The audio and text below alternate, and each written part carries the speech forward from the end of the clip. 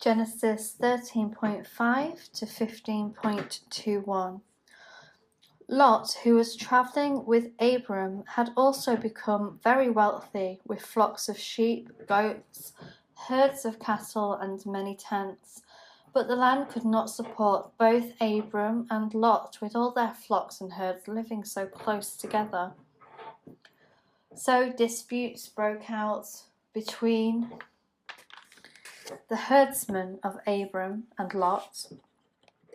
At the time, the Canaanites and Perizzites were also living in the land. Finally, Abram said to Lot, "Let's not allow the conflict to come between us or our herdsmen. After all, we are close relatives. The whole countryside is open to you. Take your choice of any section of the land you want, and we will separate. If you want the land to the left, then I'll take the land to the right. If you prefer the land to the right, then I'll go to the left." Lot took a long look at the fertile plains of the Jordan Valley in the direction of So.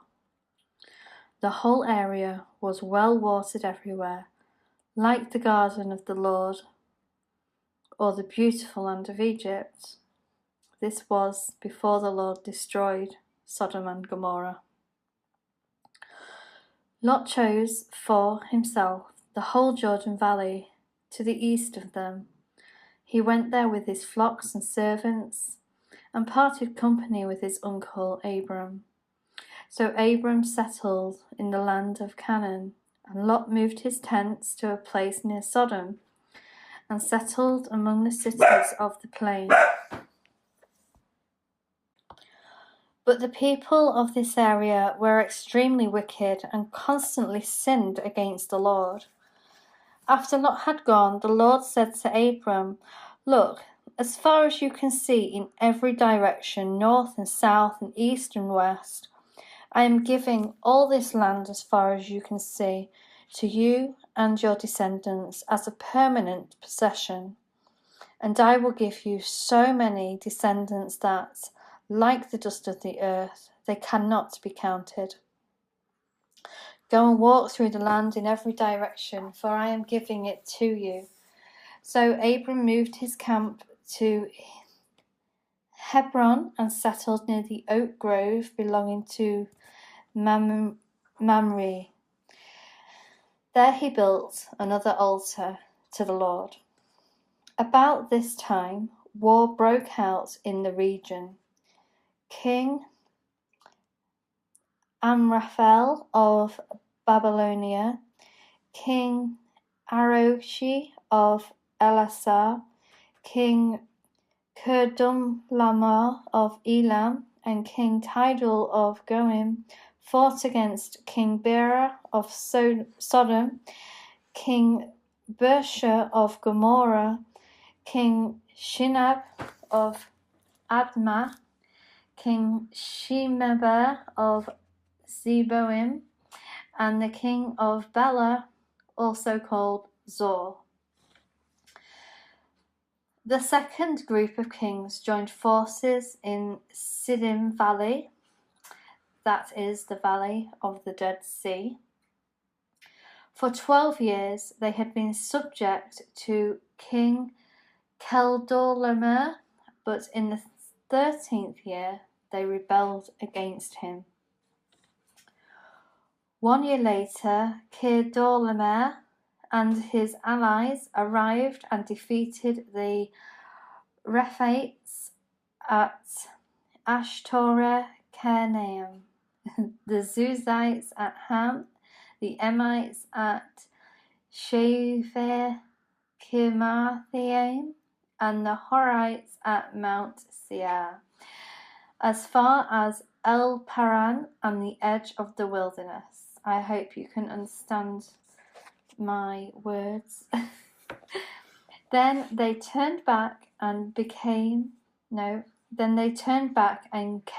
to Eneshmispat,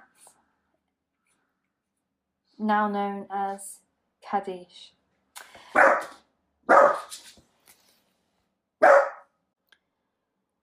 and conquered all the territory of the Amalekites and also the Amorites living in Hazazon-Tamar.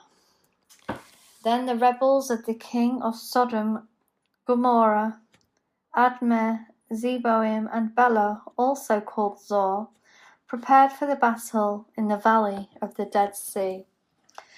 They fought against King Kedorlaomer and Elam, King Tidal of Goim, King Amraphel of Babylonia, and King Arosh of Elasar. 4 kings against 5. As it happened, the valley of the Dead Sea was filled with tar pits. And as the army of the kings of Sodom and Gomorrah fled, some fell into the tar pits, while the rest escaped into the mountains. The victorious invaders then plundered Sodom and Gomorrah and headed for home, taking with them all the spoils of war and food supplies. They also captured Lot, Abram's nephew, who lived in Sodom, and carried everything off he owned. But one of Lot's men escaped and reported everything to Abram the Hebrew, who was living near the oak grove belonging to Mamre and Amorites. Mamre and his relatives, Eshcol and Aner, were Abram's allies. When Abram heard that his nephew Lot had been captured, he mobilized the 318 trained men who had been born into his household. Then he pursued Kedorlaomer's army until he caught up with them at Dan. There he divided his men and attacked during the night. Kedorlaomer's army fled, but Abram chased them as far as Hobah, north of Damascus. Abram recovered all the goods that they had taken, and he brought back his nephew Lot with his possessions and all the women and other captives. After Abram returned from his victory over Kedorlaomer and all his allies, the king of Sodom went out to meet him in the valley of Shaveh, and that is the king's valley. And Melchizedek, the king of Salem and a priest of God Most High, brought Abram some bread and wine. Melchizedek blessed Abram with his blessing. Blessed be Abram by God Most High, creator of heaven and earth, and blessed be God Most High, who has defeated your enemies for you. Then Abram gave Melchizedek 1/10 of all the goods he had recovered. The king of Sodom said to Abram, "Give back my people who were captured, but you may keep for yourself all the goods that you have recovered." Abram replied to the king of Sodom, "I solemnly swear to the Lord, God Most High, creator of heaven and earth, that I will not take so much as a single thread or sandal thong from what belongs to you. Otherwise, you might say, I am the one who made Abram rich.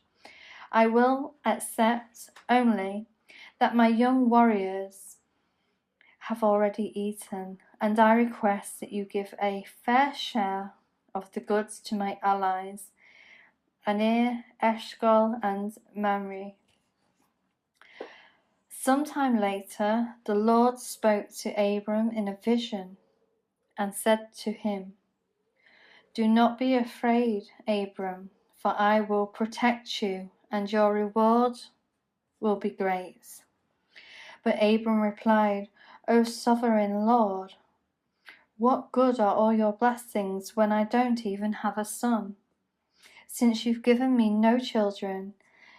Eliezer of Damascus, a servant of my household, will inherit all my wealth. You have given me no descendants of my own, so one of my servants will be my heir." Then the Lord God said to him, "No, your servant will not be your heir, for you will have a son of your own, who will be your heir." Then the Lord took Abram outside and said to him, "Look up into the sky and count the stars if you can. That's how many descendants you will have." And Abram believed the Lord, and the Lord counted him as righteous because of his faith. Then the Lord told him, "I am the Lord who brought you out of Ur of the Chaldeans to give you this land as your possession." But Abram replied, "O sovereign Lord, how can I be sure that I will actually possess it?" The Lord told him, "Bring me a 3-year-old heifer, a 3-year-old female goat, a 3-year-old ram, a turtle dove, and a young pigeon." So Abram presented all these to him and killed them. Then he cut each animal down the middle and laid the halves side by side. He did, however, not cut the birds in half. Some vultures swooped down to eat the carcasses, but Abram chased them away. As the sun was going down, Abram fell into a deep sleep, and a terrifying darkness came down over him. Then the Lord said to Abram, "You can be sure that your descendants will be strangers in a foreign land, where they will be oppressed as slaves for 400 years. But I will punish the nation that enslaves them, and in the end they will come away with great wealth. As for you, you will die in peace and be buried in a ripe old age. After 4 generations, your descendants will return here to this land, for the sins of the Amorites do not yet warrant their destruction." After the sun went down and darkness fell, Abram saw a smoking firepot and a flaming torch passed between the halves of the carcasses. So the Lord made a covenant with Abram that day and said, "I have given this land to your descendants, all the way from the border of Egypt to the great Euphrates River, the land now occupied by the Canaanites, Canaanites, Hittites, Perizzites, Rephites, Amorites, Canaanites, Girgashites, and Jebusites." Okay, so that's the end of that story. I'll see you in the next video for Genesis 16.1 to 18.15.